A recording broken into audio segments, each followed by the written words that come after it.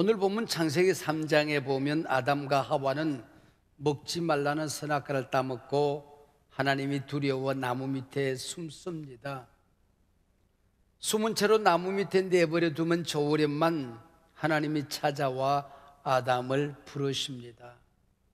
하나님이 부르셨다. 대단히 중요한 사건입니다. 이 부르심이 구원의 시작이거든요. 만세전에 예정하시고 선택하시고 부르심으로써 구원의 역사가 일어난 것입니다.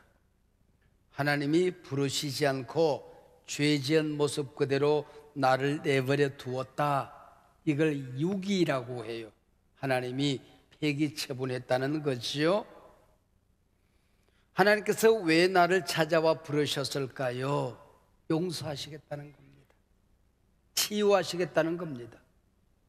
회복하여 다시 하나님의 자녀 삼으시겠다는 것입니다. 오늘 본문 창세기 3장은 타락사입니다. 타락사가 펼쳐지는 가운데 구원론이 등장하게 됩니다. 이게 성경이고 이게 복음입니다. 구세주 예수 그리스도를 우리에게 보내주시겠다는 성경상에 처음 등장하는 약속, 언약이 바로 창세기 3장 15절 예언의 말씀입니다. 하나님이 찾아와 나를 부르실 때 하나님 앞으로 달려나와서 하나님, 제가 죄를 지었어요. 먹지 말라는 선악과를 먹었어요. 아내가 선악과를 들고 왔는데 저까지 먹었어요. 어떻게 해요? 이 연약한 인간을 불쌍히 여겨 주세요. 하나님 앞에 고백해야 되지 않겠습니까? 근데 아담은 이르되 내가 동산에서 하나님의 소리를 듣고 내가 버섯섬으로 두려워하여 숨었나이다.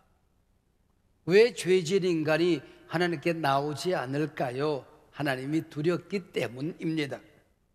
하나님 살려주세요가 아니라 하나님 탓, 남 탓, 핑계대기 시작하는 것입니다. 저는 잘못이 없다는 겁니다. 하나님이 만들어준 저 여자가 먹으라고 그래서 먹었습니다. 뱀이 나를 꿰물어 먹었나이다. 그래서 인간이 모인 곳은 항상 시끄러운 소리가 들리게끔 되어 있습니다. 나 때문에를 소유다가 아니라 남 탓, 비난, 비판, 핑계, 이게 범죄한 인간의 모습입니다. 요즘 1029 참사를 두고도 세상이 시끄럽기만 합니다. 서구 사회에 이런 사고를 제가 살펴보니까요, 즉시 책임자가 물러나요. 처벌해요. 여야는 물론 사회 인사들이 모여서 사회를 어떻게 치유할 것인가 치유팀이 뜨시더라고요. 근데 우리나라는 자기 진영의 이권으로 끌어가기 위해서 서로를 비난합니다. 이게 후진적인 정치의 행태 아닐까요? 어제 아침에 우리 한교총도 기도하고 우리가 현장을 방문하고 위로했지만은 거기서 그칠 일은 아니다 그렇게 생각하고 트라우마 치유 센터를 출범했습니다. 이번에 어려움을 겪은 사랑하는 사람을 잃어버린 사람들을 치유하기 시작할 것입니다. 다시 본문으로 돌아옵니다. 범죄의 땅에 하나님의 심판이 임합니다. 죄는 사단으로부터 시작해서 여인에게로 흘러가 그리고 아담에게로 흘러들어갔습니다. 심판 또한 사탄, 뱀으로부터 시작이 되어집니다. 하나님께서는 아담과 하와를 불러서 따뜻하게 대화를 하십니다. 왜요? 회개하라는 겁니다. 돌아오라는 겁니다. 살려주시겠다는 것이지요. 그러나 뱀에겐 어떤 대화도 없이 즉시 심판을 내리십니다. 여기 뱀은 이중적인 의미를 가지고 있습니다.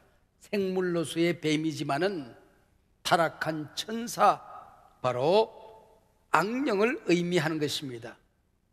이 사탄은 대화의 상대가 아닙니다. 즉시 우리가 대적해야 될 상대 인계지요. 나사렛 예수님의 이름으로 명하나니 떠나갈지어다. 예수님의 보혈로 명하나니 물러가라. 즉시 대적해야 하는 겁니다.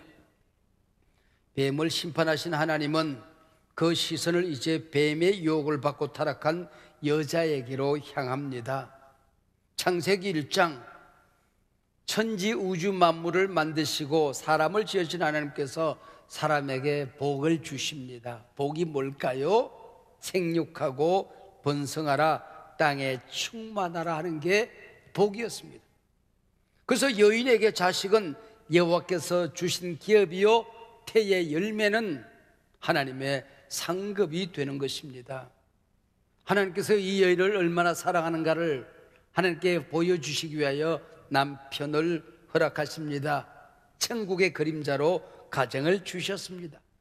그러나 범죄한 이 여인에겐 가정도 남편도 자식도 부담이 되고 고통이 될 수 있는 세상이 되어버렸습니다. 우리 국가나 사회는 여성들이 가정을 가지고 자녀를 낳아 행복하게 사는 세상을 만들어 주어야 합니다. 가정이 건강한 세상을 만드는 것, 이게 정치의 목적이고 선진 정치에 나아갈 길입니다. 그동안 우리나라는 세계에서 가장 아이를 적게 낳는 최저 출산율 국가가 되어버렸습니다. 세계 인구학자들이 공통적으로 지구촌에서 제일 먼저 사라지는 한 나라가 있다고 한다면 대한민국이라고 하는 데에 이견이 없습니다. 자녀를 낳은 젊은 여성들이 가정에 대한 꿈을 잃어버린 이 나라입니다. 아모르 파티를 하고 있습니다. 아모르 파티가 뭔지 아시겠어요? 김연자라는 가수가 노래를 합니다. 치마를 휘날리면서 아모르 파티 그러면 전부 다 일어서서 짠짠짠짠짠짠짠 해요. 거기 보면은 연애는 필수, 결혼은 선택 그래요. 여러분, 그게 행복이 아니라는 걸 우리 사회가 가르쳐 주어야 하는 겁니다. 결혼해서 자녀를 낳으면서 울기도 하고 보람도 느끼고 그 안에서 이루어지는 천국을 경험하도록 도와주어야 한다는 것입니다.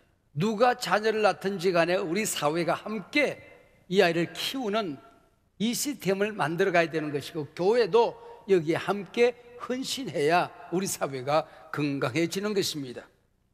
지난 15년 동안 저출생 문제 해결하겠다고 우리 정부가 적게는 200조, 많게는 400조를 썼습니다. 이게 압박이 되니까 모든 부서가 이름만 붙이면 저출산 예산입니다. 그런데도 작년에 한 0.81명, 금년에는 아마 0.7명대가 되지 않겠나 생각합니다. 산술적으로 계산하면은 정부 예산이 한 아이가 태어나는데 1억씩이 들어갔습니다. 그리고도 지금 출산율이 올라가지가 않습니다. 제가 일전 대통령실을 방문했을 때에 이 문제가 테이블 대화에 올라왔어요. 여러 얘기가 오고 갔는데 제가 그랬어요. 우리가 대화한다고 길이 보입니까? 우리가 아기 낳습니까? 아기 낳을 저 MZ세대들, 그 앞에 여성 우리 비서관들이 타이핑을 하고 있었거든요. 우리가 말하는 걸 타이핑을 하고 있었어요. 저분들에게 물어보고 저분들이 대답 주는 대로 하면 된다고. 내 얘기는 무슨 얘기냐? 직접 지원하라 그 얘기입니다. 엉뚱한 데 쓰지 말고, 홍보비 쓰지 말고, 책상 앞에서 행정하는데 돈 쓰지 말고 직접 지원해라. 제 얘기는 그 얘기였어요. 그랬더니 그 여성들이 자기 그 컴퓨터 밑에서 박수를 치더라고요. 박수를 치더라고요. 여러분, 직접 투자에 성공하는 나라들이 많이 있습니다. 프랑스가 대표적인 국가인데요, 세계 최저 출산율을 기록하다가 완전히 반전을 이루었어요. 파리나무 십자가 공연을 보러 간 적이 있는데 그 소년들 큰 목소리로 노래하지 않습니까? 팜플렛에 보니까 그 아이들 얼굴이 있어요. 그 밑에 몇 가지 소개가 있는데 첫 번째가 뭔가 하니 몇 남, 몇 녀, 몇째 그렇게 돼 있어요. 왜 이런 걸 쓰냐고 그랬더니 이게 학교 가는데 첫 번째 조건이라고 그래요. 여기 점수가 제일 많대요. 그리고 대학을 졸업하고 취직할 때도 몇 남, 몇 녀의 몇째 이게 있어야 취직이 된다는 거예요. 그리고 엄마 아빠도 취직을 할 때에 나는 자녀를 며칠 낳았다, 그래야 이게 취직이 되는 겁니다. 그리고 월급 자체가 달라요.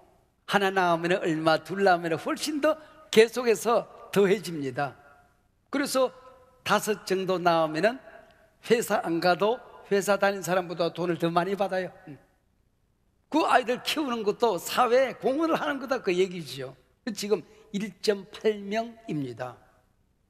독일도 모자란 노동력을 외국에서 이민 정책을 썼거든요. 그랬더니 오는 사람들마다 이슬람입니다.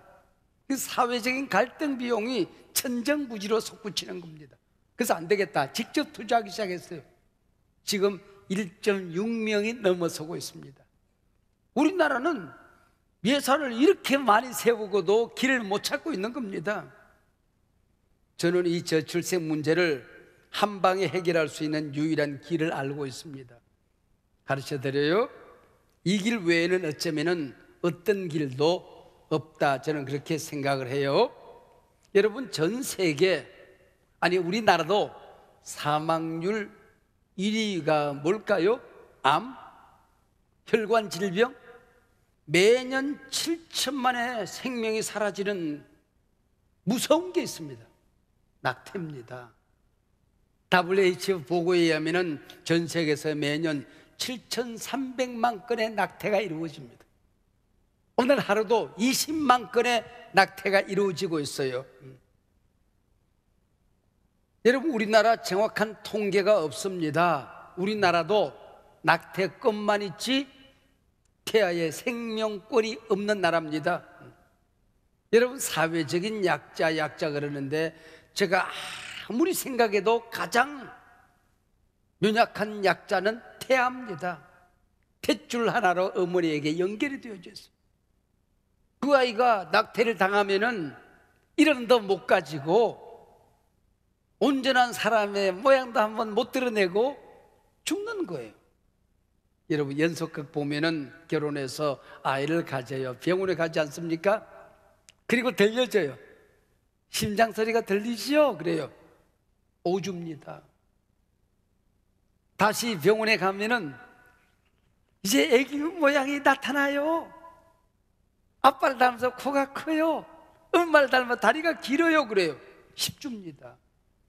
누가 감히 이 아이들은 생명이 아니라고 누가 말할 수가 있겠습니까? 여러분, 생명 우리 것입니까? 엄마가 아이를 가졌습니다. 그 아이의 생명 엄마 것입니까? 하나님의 것입니다. 우리 예수 믿는 사람들 자살 왜 그게 죄인지 아세요? 내 생명 내 것 아니에요. 내가 만든 게 아니에요. 하나님이 내게 주신 선물이란 말이에요.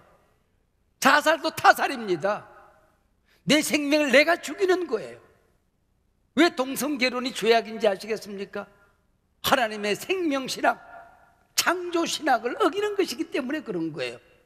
남자 여자가 결혼해서 아이를 가질 수 있습니까?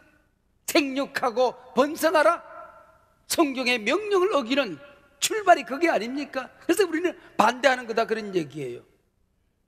저는 감히 얘기합니다. 낙태법 반대운동, 저출생 문제를 해결하는 유일한 길입니다. 이것이 입법화 될 때까지 하나님이 기뻐하는 이 반대운동을 펼쳐야 된다고 저는 생각을 합니다. 마지막으로 하나님의 눈길은 아담에게로 향합니다. 선악과를 먹지 말라는 하나님의 직접적인 말씀을 들은 건 아담이지요. 먹으면 정령 죽으리라, 이 명령을 받은 자는 아담이었습니다. 그러면 책임의 중심에 아담이 있는 겁니다. 그러나 하나님은 아담을 저주하지 않아요. 자연을 저주해버립니다. 그리고는 그 땅에 일하는 기쁨이 고통이 될 수 있다고 말씀하십니다. 지금 지구촌이 겪고 있는 최고의 고통과 위기는 기후위기입니다. 자연이 가시와 엉겅퀴를 낸 겁니다. 코로나 바이러스, 기후위기도 인간이 하나님 주신 자연을 잘못 구하려 생긴 자연의 저주, 자연의 절규입니다. 요즘 제가 흔히 하는 말이 있지 않습니까? 자연은 인간이 없어도 잘 자랍니다. 잘 삽니다. 그러나 인간은 자연이 없으면 살 수가 없는 겁니다. 인간이 갑이요 자연이 어린 것 같지만은 철저히 인간이 어린 걸. 자연이 갑입니다. 하나님 말씀하셨잖아요. 이 자연을 잘 다스리라. 이게 무슨 말일까요? 네 멋대로 파괴하라는 얘기가 아니에요. 하나님의 마음을 가지고 네 것 아니니 하나님이 만든 것이니 잘 다스리고 섬기라고 하는 것입니다. 내가 1년을 살아요. 자동차 타고 버스도 타고 그리고 소고기도 먹고 그러면은 80억 인구가 1인당 80톤의 얼음을 지금 녹이고 있는 겁니다. 물에 잠기는 나라가 곧 등장할 겁니다. 여러분, 벌이 사라지고 있어요. 그러면은 먹을 것이 없어서 인간은 멸종하는 겁니다. 여러분, 저탄소 운동, 제로 운동, 우리가 적극 동참을 하지 않으면은 지구촌을 죽이는, 내 자손들을 죽이는 무서운 범죄를 우리는 짓고 마는 것입니다. 때늦은 감이 있지만은 우리 교회가 생명신학, 또 다른 복음신학이 바로 이 저출생 문제, 기후 문제를 책임지고 감당하는 거예요. 인간이 하나님의 말씀을 어기고 하나님의 얼굴을 피하여 도망을 갑니다. 하나님이 찾아와 부르시고 차근차근 심판과 저주를 이어가는 긴박한 상황이 오늘 본문에 펼쳐집니다. 바로 이런 고통스러운 순간에 하나님이 인간을 향하여 구원의 소식을 선포하는 겁니다. 복음을 선포하고 계신 것입니다. 이게 성경이에요. 창세기 3장 15절, 인류를 구원하시는 하나님의 계획이 선포되어집니다. 이게 하나님의 마음입니다. 십자가입니다. 이 일을 이루시기 위해 예수께서 이 땅에 오신 것입니다. 인류 역사상 유일한 사건, 여자의 후손이 태어납니다. 남자의 몸을 빌리지 않은 여자의 후손이 태어난 것입니다. 그가 메시아가 되어서 이 자연을, 우주를 구원하시겠다고 약속하고 있는 것입니다. 여러분, 우리가 신약성경 마태복음을 펼치면은 1장부터 낳고가 계속 반복되지 않습니까? 그러다가 1장 16절, 마리아에게서 그리스도라 칭하는 예수가 나시니라. 낳고가 아닙니다. 태어나는 아기가 스스로 태어난다는 것입니다. 마리아에게서 그리스도라 칭하는 예수가 나시니라. 신기한 기록 아닙니까? 스스로 나신 분, 그분이 우리 구주 예수 그리스도 여인의 후손이 되는 것입니다.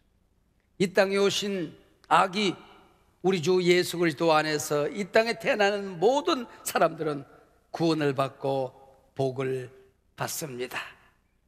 이 땅의 모든 저주는 사라지고 천국을 선물로 받게 되는 것입니다. 고통은 사라지고 기쁨과 행복으로 바뀌어지게 되는 것입니다. 잃어버린 에덴 동산, 낙원, 천국을 선물로 받게 되는 것입니다. 할렐루야.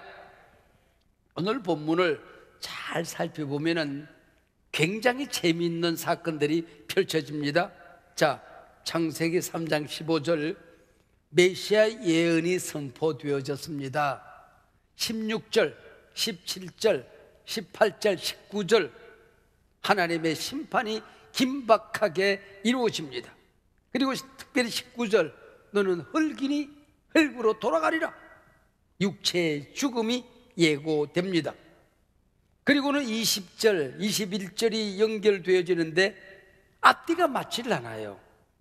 생뚱맞기 짝이 없습니다. 너는 죽는다 그래놓고 20절, 아담이 자기 아내에게 이름을 주니라 하와라 부른다, 그렇게 되어 있습니다. 이게 무슨 일입니까? 이 하와라는 이름은 생명이라는 뜻이에요. 성경에서 이런 주석을 답니다. 생명의 어머니, 산자의 어머니라고 주석을 답니다. 그리고 21절, 하나님께서 아담과 하와를 위하여 가죽옷을 지어 입힙니다. 그동안은 이름이 없어서 뺏겨났다는 얘기일까요? 인간은 죽는다, 19절입니다. 아담이 자기 아내 이름을 지었다, 하와라고, 20절입니다. 그리고 21절 하나님이 가죽옷을 지어 입혔다. 연결이 됩니까? 논리적인 비약 아닙니까? 앞뒤가 맞질 않아요. 앞뒤가 맞지 않는 이 귀절, 엄청난 논리적인 비약, 여기에 엄청난 사건이 숨어 있는 것입니다. 엄청난 진리가 그 안에 숨어 있었다고 하는 것입니다. 아담과 하와가 메시아 예언 복음을 듣고 철저하게 회개했다는 것입니다. 하나님의 말씀을 어겼어요. 선악과를 먹었어요. 아내가 가져왔는데 저도 먹었어요. 어떻게 해요? 우리가 넘어졌어요. 죽게 생겼어요. 하나님 살려주세요. 그 얘기입니다. 유대인의 탈무드에 의하면 아담과 하와가 흙을 뒤집어 쓰고 통곡하고 회개했다는 것입니다. 그리고는 아담이 용서를 확신합니다. 그리고 아내의 이름을 지어요. 하와. 정확하게 표현하면 야 이제 살았다 그 얘기입니다. 회개하고 나니 3장 15절에서 그 복음이 선포된 그게 나를 위한 구원의 소식인 걸 알게 된 것입니다. 야 이제 우리 살았다. 생명 하와라고 이름을 짓는 것입니다. 이 땅에 태어나는 모든 생명들의 어머니, 산자의 어머니라고 하는 뜻이지요. 그래서 하나님께서는 이것을 믿음으로 받아들이는 아담과 하와를 위하여 가죽옷을 지어 입히시는 것입니다. 이게 저스티피케이션, 칭의 사건입니다. 의롭다고 일컬어주는 것이죠. 그것이 가죽옷을 지어 입히는 사건인 것이죠. 논리적인 비약이 아니라 구원의 여정이 차곡차곡 펼쳐지고 있는 사건이죠. 가죽옷을 지어 입혔다. 인간이 만든 선행이나 공로의 옷이 아닙니다. 철학이나 도덕이나 지식의 옷이 아닙니다. 인간의 죄를 덮는 하나님이 친히 만든 은혜의 옷이었던 거지요. 가죽옷은 누군가 죽어야 지어지는 옷입니다.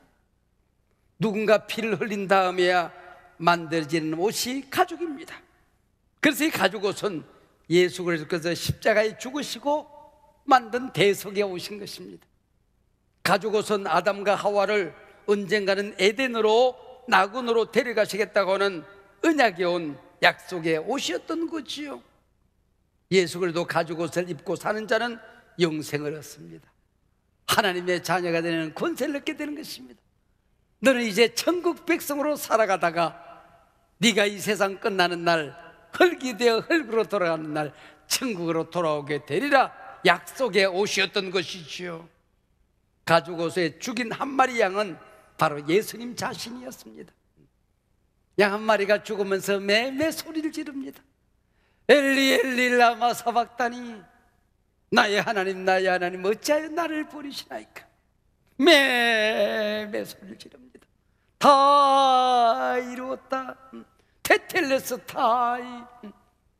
너를 향한 나의 구원의 역사가 양 한 마리가 죽어서 예수님이 피 흘려서 이루어졌다 그 얘기지요. 가죽옷은 아담에게 양 한 마리, 하와에게 양 한 마리로 죽어 옷이 만들어지게 되는 것입니다. 아담도 하와도 각자 가죽옷을 입어야 되는 것입니다. 우리 한 사람 한 사람 하나님 앞에 각자 단독자로 서는 겁니다. 우리 부모가 예수를 믿었다고 내가 구원받는 것 아닙니다. 내 아내가 예수 믿었다고 내가 구원받는 것 아니란 말이에요. 모든 사람들이 예수를 그리스도로 믿어야 되는 각자가 입는 가죽옷을 의미하는 것입니다. 하나님이 세상을 이처럼 사랑하사 독생자를 주셨으니 모든 사람을 구원하는 게 아닙니다. 이는 저를 믿는 자마다 할렐루야 믿어야 되는 거예요. 가죽옷을 입어야 되는 거예요. 그래서 영접하는 자 곧 그 이름을 믿는 자만이 하나님의 자녀가 되는 권세를 주셨느니라 할렐루야. 에덴 동산에 오신 예수님 이 성탄절기에 위기의 땅에 다시 오십니다. 여러분, 우리 한 사람 한 사람이 예수님을 영접한 사실을 알게 되었을 때에, 예수님이 나를 위해 십자가에 달려 돌아가셨다는 사실을 믿게 되었을 때, 야 이제 우리 살았다. 우리 모두가 하와로 산자의 어머니, 산자의 아버지로 바뀌어지는 역사가 일어나게 되는 것입니다. 고통 중에 오셨습니까? 사업이 어려우십니까? 병든 몸으로 오셨습니까? 주님을 만나시길 바랍니다. 믿음이 흔들거렸습니까? 실패했습니까? 세상에 쓰러지고 넘어지셨습니까? 야, 이제 우리 살았다 하와로서 다시 거듭나는 이 시간, 가죽 옷을 입고 이 세상을 변화시키는, 이 세상을 밝게 만들어가는 귀한 하나님의 자녀들이 되시기를 주의 이름으로 축원합니다.